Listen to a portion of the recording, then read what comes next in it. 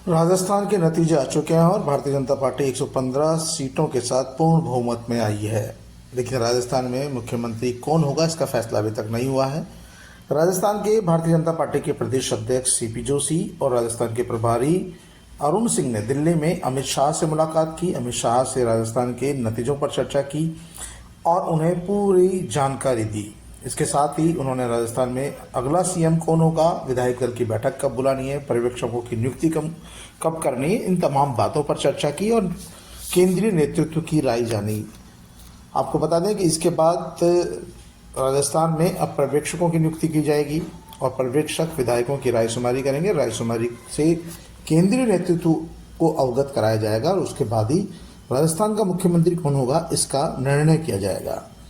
CP Joshi और अरुण सिंह ने दिल्ली में पार्टी के राष्ट्रीय अध्यक्ष जेपी नड्डा से भी मुलाकात की। सीपी जोशी और अरुण सिंह ने पार्टी के राष्ट्रीय अध्यक्ष जेपी नड्डा से मुलाकात की। जेपी नड्डा को भी राजस्थान की जानकारी दी, राजस्थान में चल रही उठापटक के बारे में बताया और उन्हें राजस्थान में आए नतीजों से अवगत कराया कि कहां पर पार्टी की कमजोरी रही और पार्टी ने 115 सीटें जीती। जेपी नड्डा ने सीपी जोशी और अरुण सिंह को स्पष्ट निर्देश दिए हैं कि पार्टी का केंद्रीय नेतृत्व ही राजस्थान का मुख्यमंत्री का निर्णय करेगा और इसके लिए हम पर्यवेक्षकों की नियुक्ति करेंगे और पर्यवेक्षक ही विधायकों की रायशुमारी करेंगे। विधायकों से राय जानने के बाद में केंद्रीय नेतृत्व को अवगत कराया जाएगा और केंद्रीय नेतृत्व ही इसमें अंतिम निर्णय लेगा। अमित शाह और जेपी नड्डा से मुलाकात के बाद सीपी जोशी और अरुण सिंह चार्टर प्लेन से जयपुर लौट गए रात में और आज मंगलवार को सुबह वे भाजपा कार्यालय में पार्टी के विधायकों से बातचीत करेंगे और माना जा रहा है कि आज वो पर्यवेक्षकों की नियुक्ति आज हो जाएगी और उसके बाद विधायक दल की बैठक बुलाई जाएगी और बैठक के बाद ही राजस्थान का मुख्यमंत्री कौन होगा, इसका निर्णय हो सकेगा। वहीं दूसरी ओर पूर्व मुख्यमंत्री वसुंधरा राजे ने भी अपने आवास पर भाजपा से जीतकर आने वाले विधायकों से मुलाकात की। हालांकि वसुंधरा राजे इसे शिष्टाचार मुलाकात बता रही है, लेकिन यह मुलाकात शिष्टाचार नहीं है, कहीं न कहीं यह शक्ति प्रदर्शन है, क्योंकि वसुंधरा राजे राजस्थान की 2 बार मुख्यमंत्री रह चुकी है और इस बार भी प्रबल दावेदार है। जीतकर आने वाले विधायकों में भी उनके समर्थक विधायकों की संख्या सबसे ज़्यादा है। ऐसी स्थिति में माना जा रहा है कि यदि पार्टी ने वसुंधरा राजे के अलावा किसी दूसरे चेहरे पर विचार विमर्श किया तो यहाँ बगावत हो सकती है। हालांकि वसुंधरा राजे से करीब 45 विधायकों ने सोमवार को मुलाकात की। सब विधायकों ने उनको बधाई दी, शुभकामनाएं दी और अधिकांश विधायकों का कहना था कि उनकी पहली पसंद वसुंधरा राजे ही है। मंगलवार को भी सुबह से ही उनके समर्थक विधायकों का पहुंचने का सिलसिला जारी हो गया और पार्टी में भी एक धड़ा ये मानकर चल रहा है कि पार्टी आलाकमान को वसुंधरा राजे को ही सीएम फेस घोषित करना चाहिए, लेकिन माना यह जा रहा है कि केंद्रीय नेतृत्व जरूरत पड़ने पर केंद्रीय नेतृत्व किसी नए चेहरे की घोषणा करेगा। आपको बता दें कि नए चेहरे को लेकर बाबा बालकनाथ का नाम सबसे ज़्यादा चर्चा में है। बाबा बालकनाथ विधायक चुने गए हैं तिजारा से, वो सांसद भी रहे हैं वर्तमान में और सोशल मीडिया पर भी उनको मुख्यमंत्री के तौर पर पसंद किया जा रहा है और ये माना जा रहा है कि बाबा बालकनाथ केंद्रीय नेतृत्व की पसंद हो सकती है। और क्योंकि हिंदुत्व के मोड़ पर पूरा चुनाव चलना है 2024 के लोकसभा चुनाव को देखते हुए, कहीं न कहीं उनके चेहरे पर भी विचार हो सकता है। दूसरी ओर बात की जाए तो ओम माथुर का भी नाम लिया जा रहा है। राजस्थान के प्रदेश अध्यक्ष रहे हैं, संगठन महामंत्री रहे हैं, प्रदेश के प्रभारी रहे हैं।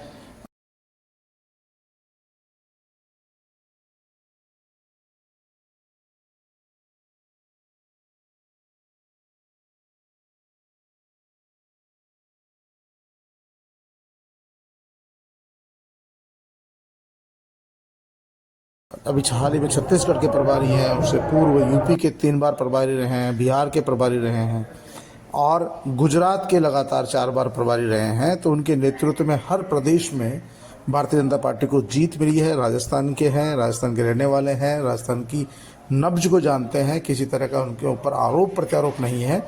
और सबसे बड़ी बात है कि वो पीएम मोदी और अमित शाह की पसंद भी माने जाते हैं। और सबसे बड़ी बात यह है कि वो भी खट्टर की तरह और पीएम मोदी की तरह ही हैं, क्योंकि उन्होंने भी विवाह नहीं किया है। ऐसी स्थिति में यदि सब में कहीं न कहीं सीएम के लेकर लड़ाई होती है या विरोधाभास सामने आता है, और सबसे बड़ी बात यह कि हो सकता है कि जब ओम माथुर का नाम आगे किया जाए तो खुद वसुंधरा राजे भी उनका विरोध नहीं कर सके। इसी तरह पार्टी के प्रदेश अध्यक्ष सीपी जोशी का नाम भी प्रमुखता से लिया जा रहा है। सीपी जोशी का नाम इसलिए लिया जा रहा है कि वो भी अमित शाह और जेपी नड्डा और पीएम मोदी की पसंद माने जाते हैं। दूसरी बात, उनके नेतृत्व में चुनाव जीता है पार्टी ने। और तीसरी बात यह है कि राजस्थान में ब्राह्मण फेस के तौर पर सीपी जोशी को पेश किया जा सकता है। भारतीय जनता पार्टी का बड़ा वोट बैंक है ब्राह्मण समाज, लेकिन देश में इतने प्रदेशों में भारतीय जनता पार्टी की सरकारें हैं, लेकिन ब्राह्मण मुख्यमंत्री किसी भी प्रदेश में नहीं है। जबकि भारतीय जनता पार्टी का जो मूल वोट बैंक है, ब्राह्मण, वैश्य, राजपूत तीनों वर्ग माने जाते हैं, और इसके बाद में अन्य जातियों का नाम आता है। उत्तर प्रदेश में खट्टर है, वैश्य कम्युनिटी से आते हैं। पुष्कर सिंह धामी राजपूत कम्युनिटी से आते हैं। उत्तर प्रदेश के मुख्यमंत्री भी राजपूत कम्युनिटी से आते हैं। तो ऐसी स्थिति में राजस्थान में किसी राजपूत को मुख्यमंत्री बनाया जाना संभव नहीं लग रहा है, लेकिन ब्राह्मण मुख्यमंत्री का जोरों से चर्चा चल रही है। इसमें अश्वनी वैष्णव का नाम भी लिया जा रहा है, अश्वनी वैष्णव भी हो सकते हैं। तो ये भारतीय जनता पार्टी में अंदरूनी कवायद चल रही है कि आखिरकार 2024 के लोकसभा चुनाव जीतने के लिए कौन सा ऐसा मुफीद चेहरा होगा जिसके चेहरे पर